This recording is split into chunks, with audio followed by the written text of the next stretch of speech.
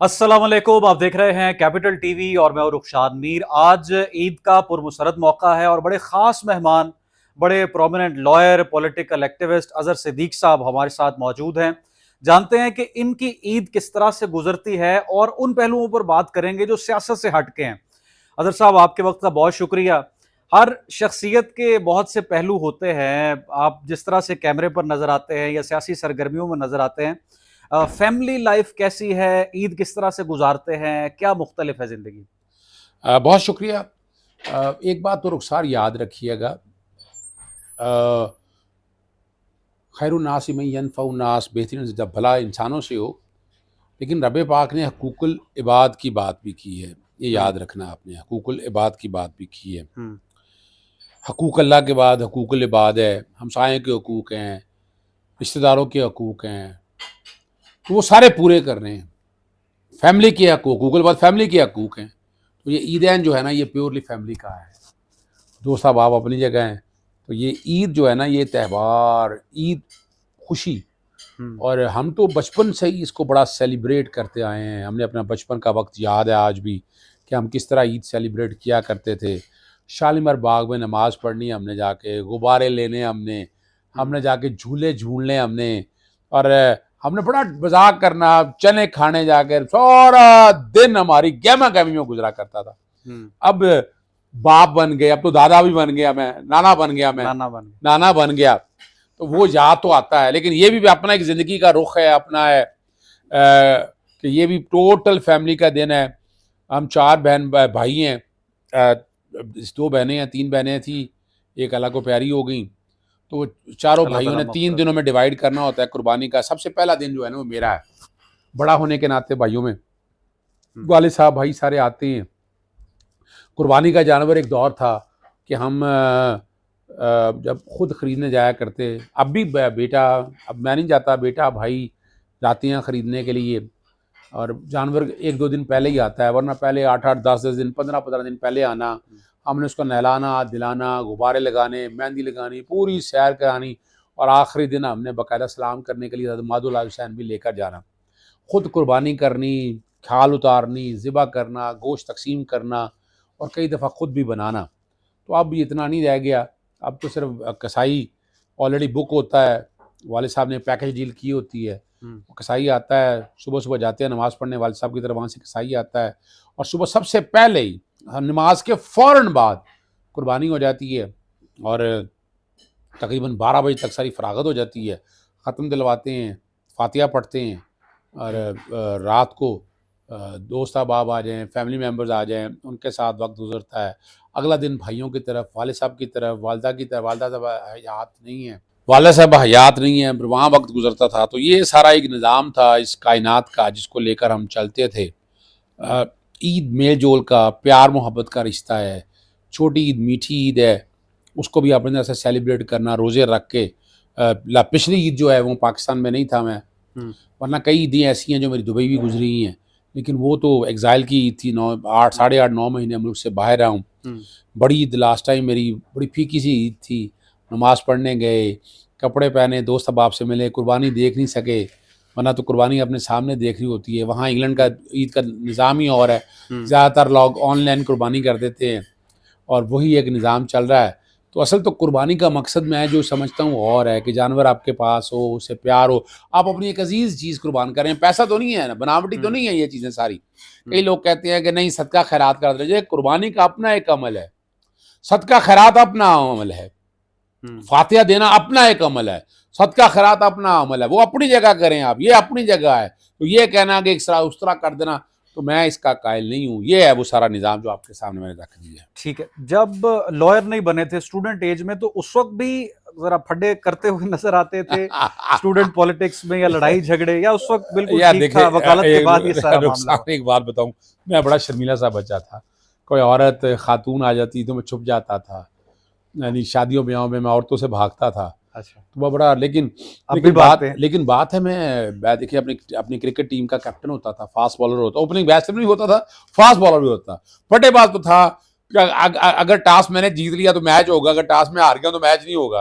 तो ये तो हम शुरू से ही मैं चला आ रहा है। स्कूलों में डिबेट में भी हिस्सा लिया, स्कूलों में ग्रुप हमारा होता था, डोमिनेटिंग पोजीशन होती थी। तो मैं शुरू से ही डोमिनेटिंग पोजीशन का कायल हूँ। बचपन से मुझे कलफ लगे कपड़े पहनने का शौक था। और आप समझते हैं कि मैं एक मेरी वालदा मुझे कहा करती थी कि तू सरदार है।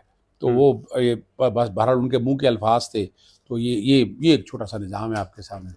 ठीक है, अब तो जो ईद है, अब जिस तरह से जिससे जैसे आप प्रोमिनेंट हुए, घर पर एक दफ़ा अटैक भी हुआ, कभी मोबाइल छीन लिए, कभी उस सियासी मामले में, कभी उस सियासी मसले में, तो वो पीस मिस नहीं करते आप, या इसमें दिलचस्पी या मज़ा भी आता है? देखिए मैं एक बात बताऊं, मैं कुछ ज़िंदगी का ठहराव आ गया है। और मैं इमरान खान को इसीलिए पसंद करता हूँ कि जो रात कब्र में है वो बाहर नहीं, जो बाहर है वो कब्र में नहीं। इन अल्लाह यबसुत रिज़्क़, जो रिज़्क़ देना मेरे रब ने देना है। और वतुइज़्ज़ु मन तशा वतुज़िल्लु मन तशा बियदिकल खैर, जो इज़्ज़त मेरे रब ने देनी है वो रब के पास है। तो इसलिए बड़ी क्लैरिटी है लाइफ में, ठहराव आ गया है। अब मुझे लगा है कि मैंने फेस करना है चीज़ों को, तो मैं फेस करता हूँ। मैं डर के रहने वाला नहीं, मैं छुप के घर बैठने वाला आदमी नहीं।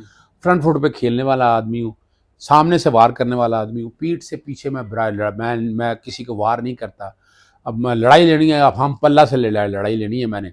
और इसलिए मेरी लड़ाई जो है वो हमेशा हुक्मरानों से रही है। मैं नीचे किसी क्लर्क से नहीं लड़ता, मैं नीचे किसी अफसर से नहीं लड़ता, कोई ज़रूरत नहीं है। तो ये और वजह यही है, ये मज़ा तो वही है ना। और ये देखिए, ये भलाई के लिए मैं करता हूँ, मैं कोई ज़ाती अना नहीं है। 80% काम मेरा मुफ्त है, आज भी पब्लिक इंटरेस्ट में।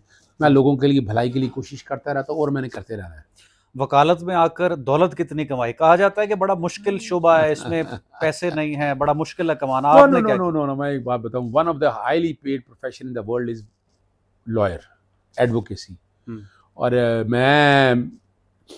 मैं बड़ी मुश्किल के दिन थे, यानी मैं ट्यूशन पढ़ाया करता था। मैंने एफएससी में, या मैं निकला 82 में एफएससी से, उसके बाद से ट्यूशन पढ़ानी मैंने शुरू कर दी थी। ग्रेजुएशन मैंने ट्यूशनों में की, लॉ कॉलेज में आया तब भी ट्यूशनें पढ़ाया करता था। जब मैं वकील बन गया फिर मैंने ट्यूशनें छोड़ दी।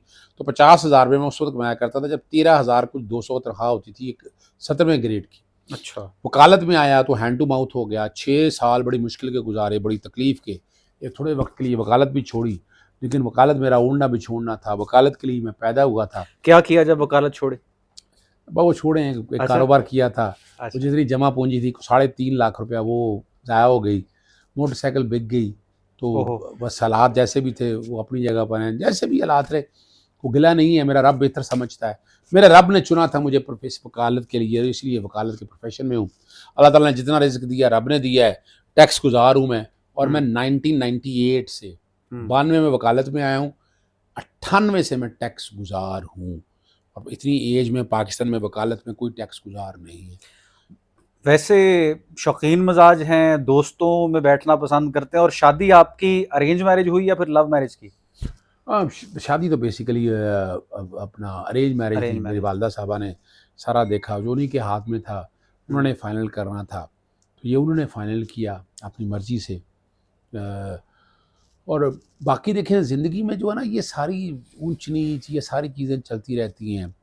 अब पार्टनर अच्छा मिल जाए, बीवी माशाल्लाह अच्छी मिल गई, कि वक्त अच्छा गुजरा, बच्चे पल गए। मेरे 6 बच्चे हैं, 1 बेटा है, 5 बेटी हैं, 2 की शादी हो गई है, नाना मैं बन चुका हूँ। और ये सारा यही मेरी घर के सारे मामलात मेरी बीवी देखती है। कपड़े लेना हो, जूता लेना हो, सारा करना वो मेरे ज़िम्मे नहीं है। मैं इंग्लैंड रह के आया हूँ, और इंग्लैंड में जो बंदा रहता है वो खाना पकाना भी सीख जाता है, जूते भी पॉलिश करता है, कपड़े भी इस्त्री करता है। मैंने वहाँ बहरहाल नहीं किया। मेरी बेटी ने बड़ा मेरा ध्यान रखा, वहाँ लोगों ने बड़ा मेरा ध्यान रखा। बस ये निज़ाम ऐसा है। तो और देखिए, दूसरों के लिए करो ना, कुछ कर सकती हो, बस दैट्स ऑल। बाकी यही निज़ाम है सारा भाई। ठीक। पाकिस्तान में आप जिस तरह से बता रहे हैं कि फैमिली मेंबर्स कुछ बाहर भी हैं, यहाँ पर भी हैं, पाकिस्तान के निज़ाम का सर बुनियादी फ्लॉ क्या है? आप समझते हैं कि करप्शन बुनियादी मसला है? देखिए मैं नहीं समझता कि करप्शन ही सिर्फ मैं जो समझता हूँ, ला कानूनियत सबसे बड़ा मसला है। रूल ऑफ लॉ पाकिस्तान में नहीं है, वो ख़त्म हो गया है, नापैद हो गया। रूल ऑफ लॉ होना बड़ा ज़रूरी है पाकिस्तान में। बुनियादी हकूक़ का तहफ़्फ़ुज़ नहीं है। यहाँ अशराफिया छाई हुई है। सियासी लोग इक़रबा परवरी में, बदमाशिया में यकीन रखते हैं। यहाँ से शरीफ आदमी की कोई इज़्ज़त नहीं है, कोई वक़्त नहीं है। पाकिस्तान में सिर्फ एक काम, रूल ऑफ लॉ नफाज कर दें तो ये पकड़ा नहीं जाएगा। बड़ा टैलेंट है इसमें, आप अंदाज़ा लगाएं। बड़ी से बड़ी गाड़ियाँ यहाँ बड़े बड़े से घर हैं पाकिस्तान के। आप दुबई में घर देखें, आप स्पेन में देखें, आप यूरोप में देखें, इंग्लिस्तान में देखें, स्विट्ज़रलैंड में पैसा देखें, तो कमी नहीं है यहाँ पर। बस फ़र्क सिर्फ इतना है, नीयत का फतूर है, नीयत का खोट है। और यहाँ इसकी ज़मीन जो है ना बड़ी ज़रख़ीज़ है, बड़े से बड़े लोग पैदा किए हैं, लेकिन हमने लाज नहीं रखी, हमने अपना टैलेंट ज़ाया कर दिया, तबाह व बर्बाद कर दिया। और मैं आज भी समझता हूँ कि हमें सबसे ज़्यादा ज़रूरत हमें शरीफ और नेक और पाकबाज सियासतदानों की है।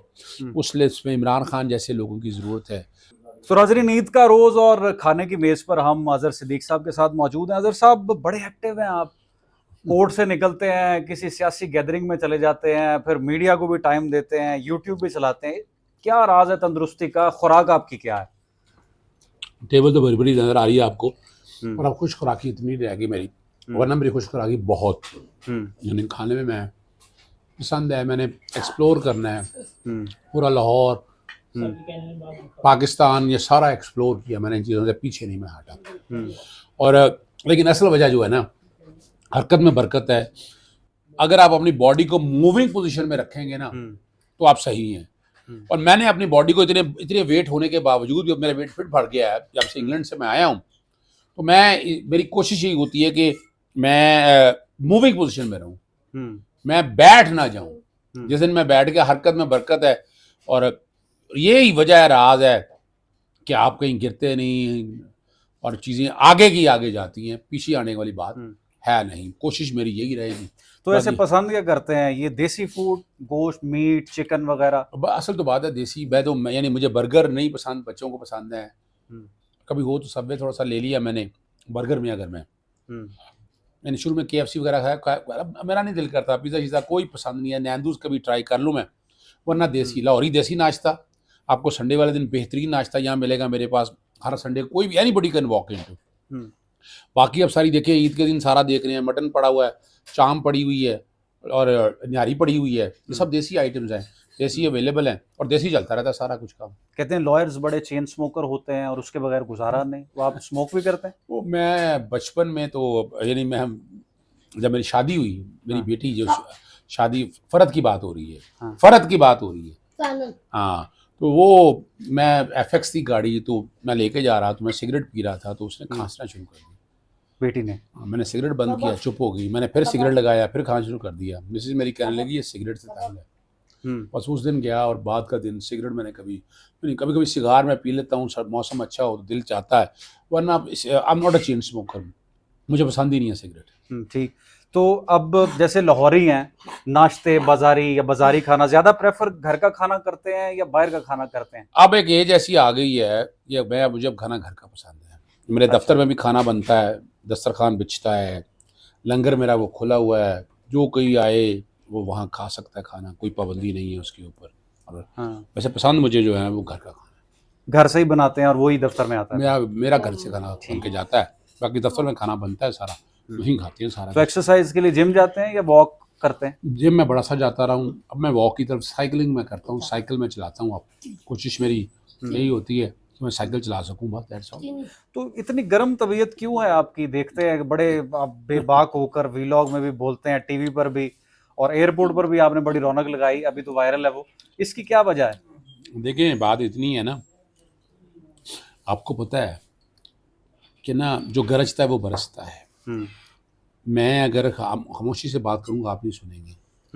मेरी आवाज़, जजेस माइक कहते हैं बंद कर दो, मैं कहता हूँ इनबिल्ट मेरा फॉल्ट है, मैं आहिस्ता बात नहीं कर सकता। एग्रेसिव मेरी तबीयत में शामिल है मैं, और वो एग्रेसिव मेरी कामयाबी का राज भी यही है। एग्रेशन याद रखिएगा, कामयाबी का राज एग्रेशन है, और वही मेरी कोशिश है कि मैं एग्रेशन से पीछे हट नहीं सकता। फैमिली के साथ बिल्कुल और रवैया? ऑल ऑफ कोर्स डेफिनेटली, ये तो बात कोई नहीं ना कि यहाँ भी आकर गुस्सा, तुम्हें गुस्सा आता है, ये मैं कहूँगा गुस्सा नहीं आता, बिल्कुल आता है गुस्सा। इजहार भी करता हूँ मैं, कोशिश ये भी चलता है मेरा साथ, ये निज़ाम तो आपको चलता है ना फिर सारा इसी तरह। बाबा गुस्से वाले हैं या बड़े काम है? नहीं बाबा प्यारी है, बाबा प्यारे है।